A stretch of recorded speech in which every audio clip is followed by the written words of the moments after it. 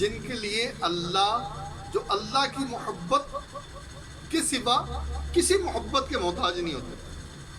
انہیں دنیا کی واہ نہیں چاہیے ہوتی، نہ انہیں ڈگری چاہیے ہوتی ہے کہ بہت بڑی اتھارٹی ہے، بہت علمی شخصیت ہے، یہ بھی نہیں چاہیے ہوتا. تو پھر کیا ہوتا ہے؟ پھر ان پر اللہ تعالیٰ راز و نیاز کے راستے کھول دیتے ہیں. تو پھر وہ ہوتے یہاں ہیں اور عرش مولا کی سیر کر رہے ہوتے ہیں.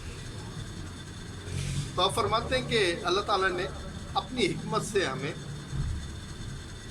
جو وہ چاہتا ہے وہ کرتا ہے، کسی کا محتاج نہیں ہے. تو اس نے ہمیں عالم لاہوت سے ہمیں اس دنیا میں بھیجا. وہ ہمارا وطن اصلی ہے، جہاں بندہ ہمیشہ رہتا ہو. ہم نہیں جانتے ہم کتنا عرصہ رہے وہاں پر. کتابوں کی روح سے دیکھیں تو لگے گا 2-4-5 ہزار سال. لیکن عجیب دنیا ہے اور اس کے عجیب واقعات ہیں. آپ کسی سائنٹسٹ سے پوچھیں، کسی ماہر ارضیات سے پوچھیں، وہ بولے گا یہ زمین، اس کے اندر ایسے سے راز ہیں جو کئی ہزار سال پرانے ہیں. یہ کتنے ہزار سال پرانے ہیں؟ تو کہے گا کروڑوں سال پرانے، لاکھوں سال پرانے. تو اس میں یہ جو راز ہیں لاکھوں سال کے یا کروڑوں سال کے جو سمیٹے میں، تو سیدنا آدم علیہ السلام کو تو کم و بیش 6,500 سال، زیادہ سے زیادہ 6,500-7,000 سال کے دورانی ہے جس کو ہوا ہے ٹوٹل. تو یہ لاکھوں سال، کروڑوں سال. اس کا مطلب ہے کہ زمانہ سائیکل میں کی صورت میں چل رہا تھا. اب اللہ بہتر جانے، ہم اس پہ کوئی کلام نہیں کرتے، کوئی قیاس نہیں کرتے. بے شمار اس پہ روایتیں موجود ہیں. ہم وہاں تھے اور وہاں کہاں تھے؟ ہم تھے اپنے رب عز و جل کی محفل میں، جو صوفیہ کہتے ہیں اپنے یار کے جلووں میں ہم گم تھے. اب میں تو کوئی ایسا صوفی نہیں جو اس طرح کی باتیں کروں، لیکن صوفیہ کرام اس طرح فرماتے ہیں. اور پھر اس نے چاہا کہ میں تمہارا امتحان دوں، تو پھر اس نے ہمیں وہاں سے یہاں بھیجا، مسافر بنا کر دیس نکالا. آپ فرما رہے ہمیں دیس نکالا ملا، وطن اصلی ایسے گئے. اور حدیث بھی ہے نا، ہر انسان کے ایمان کا حصہ ہے کہ وہ اپنے وطن سے محبت کرتا ہے. وطن اصلیہ مراد ہے یہاں پر، جہاں سے وہ آیا. فرماتے پھر ایک تو پہلی پردیسی، اوپر سے دنیا کے جھگڑے. تو فرماتے رہنی دنیا نہ کر جھیڑا، ساڈا پہلے ہی دل گھبرایا ہو. اب یہ دل کیوں گھبرا رہا ہے؟ کیونکہ وہ جانتا ہے صوفی کہ میں آیا کہاں سے ہوں. تو مجھے تو پہلے اپنے وطن کی یاد آ رہی ہے، ان جلووں کی، ان قرب و وصال کی گھڑیوں کی یاد آ رہی ہے. میں تو پہلے اس کے لیے کھویا ہوں. تو اوپر سے اور مجھ پہ مصیبتیں ڈال دے یہاں پر. تو فرماتے تو کم از کم جھگڑا مت کر. وہ فرماتے ہیں کہ جب بھی یہ احساس ہوتا ہے کہ اپنے وطن سے دور ہے، کہاں سے؟ اپنے وطن سے، وطن اصلیہ سے. تو بولے جب یہ بات یاد آتی ہے نا کہ وہاں سے آ گئے یہاں آ گئے، تو فرماتے ہیں غم سوا ہو جاتا ہے کہ یہ دوری کیوں ہے.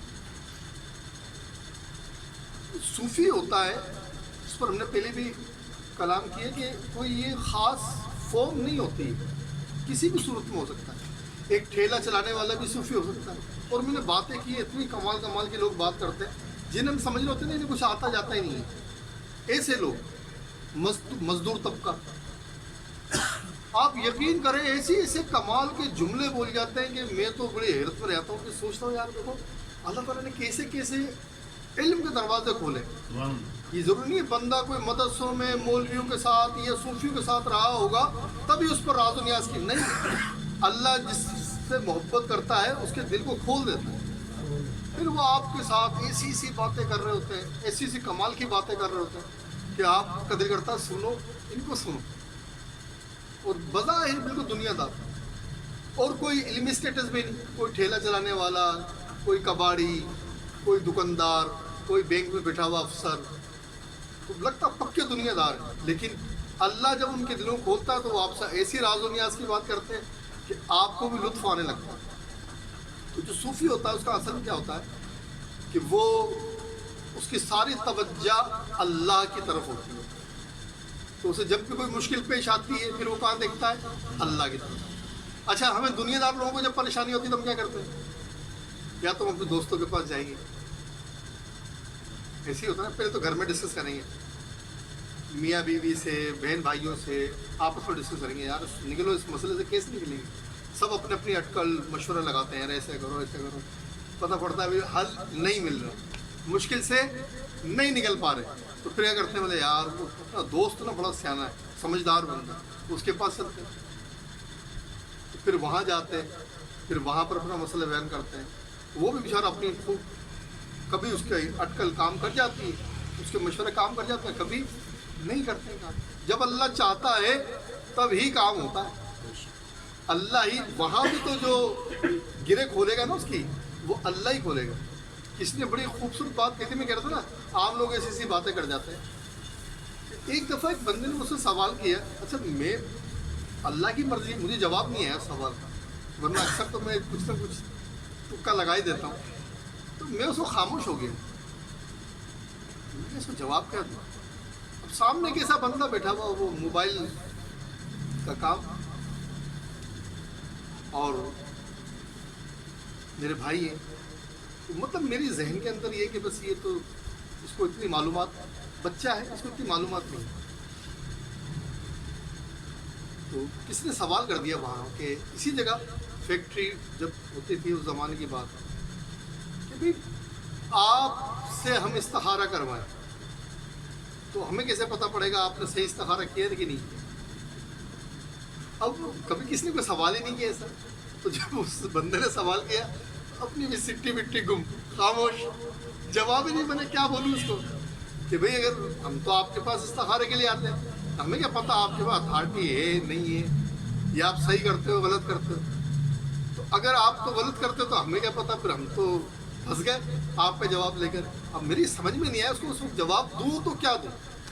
تو وہ چھوٹا بھائی اس کو کہنے لگا, بولے یار بات سن, آپ کی نیت کیا تھی جب آپ آئے ان کے پاس. اب مجھے جواب نہیں سوچ رہا ہے, جواب دے رہا ہے ایسا بندہ جو اس فیلڈ کا نہیں ہے. وہ کہہ رہا ہے کہ بھئی آپ کس لیے آئے تھے. استخارہ کرانے کے لیے. استخارہ کا مطلب کیا ہوتا ہے, اللہ سے مشورہ کرنا. ٹھیک ہے, اب دیکھیں کیسی کمال کی گفتگو ہو رہی ہے, دیکھتے رہیے اس کو. یہ نہیں کہ بھئی آپ یہ چاہ رہے تھے نا کہ اللہ سے مشورہ کریں, یہی چاہتے تھے نا آپ. بولے ہاں.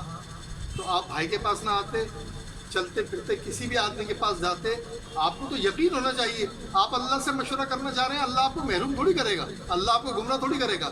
آپ کی نیت تو یہ ہے نا اللہ سے مشورہ کرنا. جس کے پاس بھی جاؤ گے اللہ اس کے دل میں آپ کا جواب ڈال دے گا. دیکھو, اور میں اس کا چہرہ دیکھ رہا ہوں, یہ اس نے جواب کتنا پیارا دیا ہے یار. تو ایسے بے شمار جوابات آ جاتے ہیں.